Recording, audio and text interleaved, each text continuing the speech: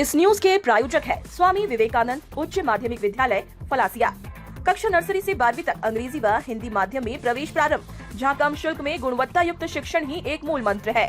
तहसील मुख्यालय का 29 वर्षों से सेवा दे रहा एकमात्र विद्यालय, जहां पर कृषि विज्ञान संकाय, विज्ञान संकाय, कला संकाय, जहां हर वर्ष जिला स्तरीय पर 100% परिणाम देने के साथ ही सत्र 2024 में कक्षा 10th और 12th का बोर्ड परीक्षा परिणाम सर्वश्रेष्ठ रहा है। एक नजर में देखें।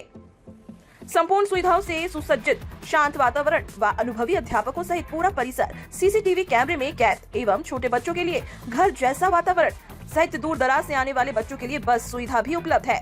अन्य विद्यालय में प्रवेश लेने से पूर्व एक बार यहां पर विजिट अवश्य करें। संपर्क करें उमेश पुरी गोस्वामी, मोबाइल नंबर 7568787301। संविधान के तहत आपको जो अधिकार दिए गए हैं, यदि उनका हनन होता है तो हमें अवगत करवाएं। झाला राज्य मानवाधिकार आयोग के अध्यक्ष रामचंद्र सिंह झाला ने चाटिया खेड़ी और झाडोली के ग्रामीणों को संविधान के तहत प्रदान किए गए अधिकार के बारे में जानकारी दी। इस दौरान गोगुंदा न्यायालय के एडवोकेट युवराज सिंह वाघेला, सहकारी समिति झाडोली अध्यक्ष तेज सिंह चारण सहित कई ग्रामीण उपस्थित रहे। इस दौरान चाटिया खेड़ी और झाडोली में आमजन को भारत के संविधान में प्रदत्त अधिकार के बारे में बताया और उन्होंने कहा कि प्राय देखा जाता है कि आमजन और ग्रामीण क्षेत्रों में लोगों को मानवाधिकार आयोग और उनके अधिकार के बारे में जानकारी नहीं होती है। लोगों को कई योजनाओं का समय पर लाभ नहीं मिल पाता है। कई बार विभागों में अधिकारी अनावश्यक लोगों को परेशान करते हैं। ऐसी तमाम शिकायतों के बारे में हमें लिखित में शिकायत करें। आपकी समस्या पर तत्काल कार्रवाई अमल में लाई जाएगी और संबंधित अधिकारियों को तलब कर उनके खिलाफ भी कार्रवाई की जाएगी। इस दौरान उन्होंने लोगों से उनकी जो भी समस्याएं हैं उसके लिए लिखित में जयपुर स्थित उनके विभाग में शिकायत भेजने के लिए कहा है। गाँव में ग्रुपिज्म होता है, सरपंच अपने बस के लोगों को लाभ देता है, विपक्ष के लोगों को, विपक्ष के अधिकारों को ये लेकर टाल देता है कि पुलिस से लेकर यदि आप आते हैं तो आपका गाँव का सरपंच आपको सरकारी योजना का लाभ नहीं मिल जाता है, आप हमारी आय परिवार को कर सकते हैं। हम परिवार को करके यदि आप प्राप्त करने के अधिकारी हैं तो निश्चित रूप से आपके लाभ दिलाएंगे और मदद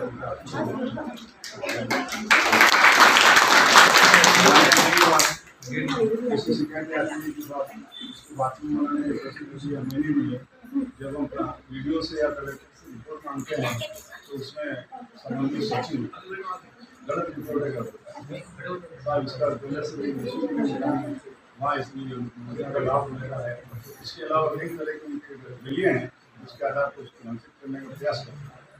लेकिन जब हम कलेक्टर से रिपोर्ट मांगते हैं तो कलेक्टर से रिपोर्ट आने के बाद जिस व्यक्ति ने शिकायत की है उससे वापस पूछते हैं भाई तेरे खिलाफ ये रिपोर्ट आई है, सही स्थिति क्या है। जब वो अपने डॉक्यूमेंट पेश करता है तो पता चलता है कि सचिव ने गलत रिपोर्ट पेश की और उसके खिलाफ कार्य करते हैं आपको आपका फंड मिलेगा।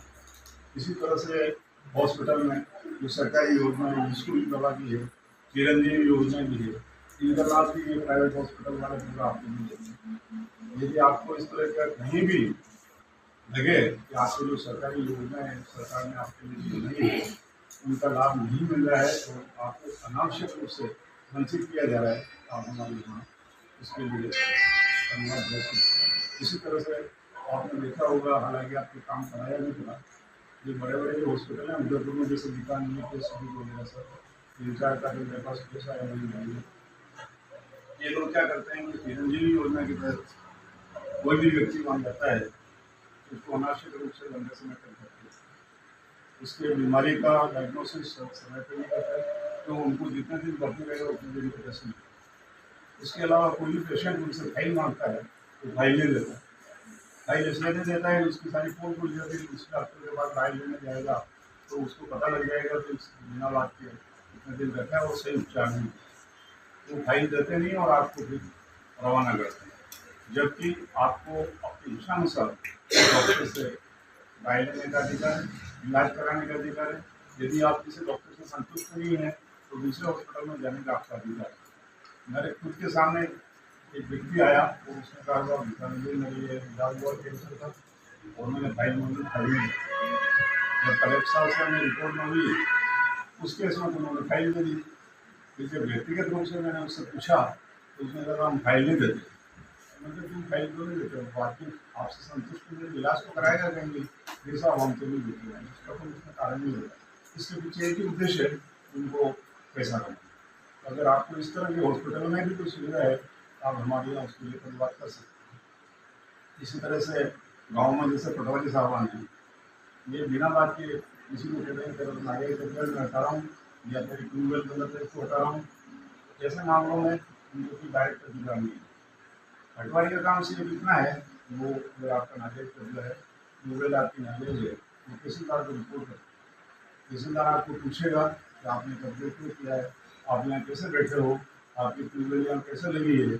यदि आप उनको संतोषजनक जवाब दे देते हैं तो आपका हक है, तो तहसीलदार आपको नहीं हटाए। और यदि आप नाजायज हैं तो आपको हटाने का आदेश देगा, उसकी आप अपील कर सकते हैं। लेकिन इस तरह से गाँव में पटवारी लोग परेशान करते हैं, इसके खिलाफ भी आप हमारे पास आओ। इसी तरह से आपको यदि थाने में बिना बात के बिठाए रखा जाता है, घटना मिल जाती है, उसके लिए भी आप हमारे यहाँ पर कर सकते हैं। आपको रिपोर्ट लेके थाने में गए,